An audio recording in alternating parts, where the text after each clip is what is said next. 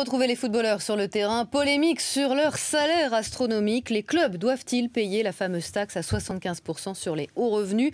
Ça a pas mal cafouillé ce matin. La fédération pensait y échapper. Il n'y a pas de raison, lui répond le gouvernement. Nous, on va tenter d'y voir un peu plus clair avec Mélanie Vecchio. L'information vient directement de Matignon et a été confirmée dans la foulée par la ministre des Sports. La taxe à 75% concernera toutes les entreprises.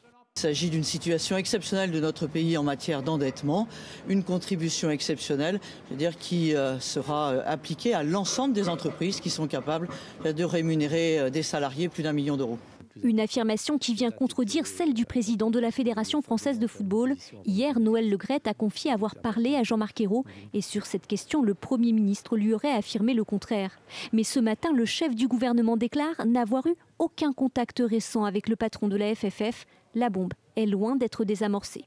Si cette taxe doit être mise en place, eh bien, comme je vous l'ai dit, aucun club français, hormis le PSG, ne sera en mesure de la payer.